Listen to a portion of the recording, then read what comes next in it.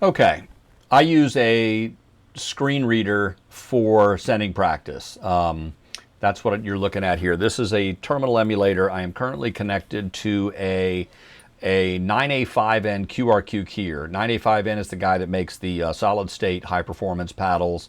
He also makes an external electronic keyer that will also do like a WinKeyer compatibility mode, and it's a little less expensive. They're not exactly the same.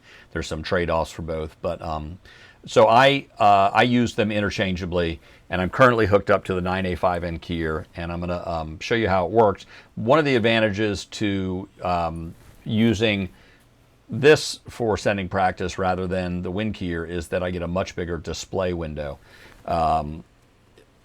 If I like to send, when I'm practicing, lots of text. I'll send a couple paragraphs out of a book or something, and then I'd like to go over and look at what I sent and compare it letter by letter and line by line and see where my mistakes were. But when you're using the WinKeyer software, you have a very small window to do that with. If you have an external device like a Hamcube Pro or something like that, I think they even only have a 1 or 2 line display. So you'd have to send a little bit and then look, and then send a little bit and then look, and that you can't really get in the groove when you're doing that. So I like this one for this reason, but the purpose of the video is more to talk about this thing that happens with screen readers, decoders, whatever you want to call them, when you're sending as your speed gets faster and faster.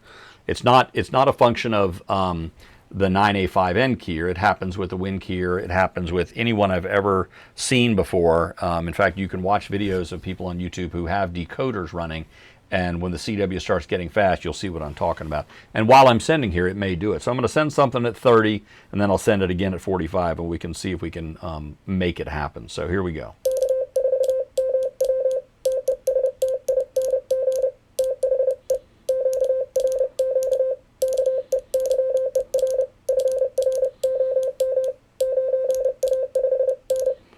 There you go. Smooth as butter. No errors, no decoding issues. Everything went great. Let me change the speed to 45. Pound W45 is my command for that. I'm now at 45. I'm going to send the same text. Now, it's entirely possible that I will make a mistake, and if so, I'll own it. But it's also possible that the decoder is going to display something that is different than what I think I'm sending. So let me try sending the same thing.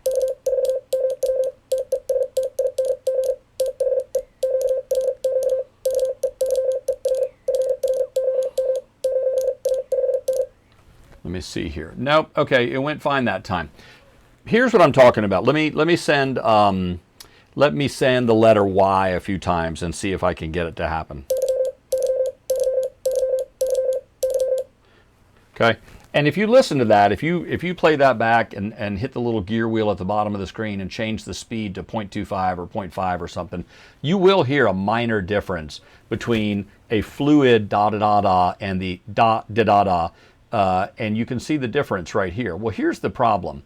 I maintain that the op on the other end of the QSO can hear this. That you can hear that. And I don't think there's any operator who would hear that and say, oh, well, he just sent the letter N and then the letter M. I think any operator who is experienced and skilled at copying Morse code would hear that as a Y. Right? They're almost indistinguishable. In fact, the only difference between them is a millisecond, because that's all it takes. You just have to be 1 millisecond longer than the timing protocol allows for Morse code. There's a formula that calculates the length of each element of a dot, a dash, the space between a dot and a dash as they form a character, the space between characters, and the space between words. And if you exceed that timing by a millisecond, right? That's not much time, then it's going to, as a computer will, just say, nope, that's not 1 character, that's 2 characters because I heard a pause. So if you ever use one of these things, any screen reader, any decoder for practice, and you see as you get faster that it starts telling you that you're sending garbage, don't go get all, down in the dumps about it. You may not be sending garbage. It may be that your timing is so minutely different from what the protocol allows, that it's getting decoded differently. So just something to think about. And like I said, it doesn't really happen. I don't notice it happening until you start getting up around 40, 45 or faster. I will tell you that if you send into a decoder at like 60 or 70, like I did in one of the last videos, it looks like alphabet soup. If I had time, I could sit down and parse the letters that it is showing. IETN seems to be the common stuff that it comes up with.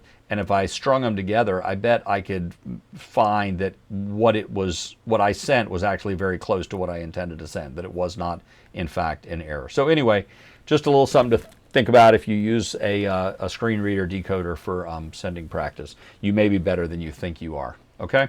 Thanks for watching. Have a great day.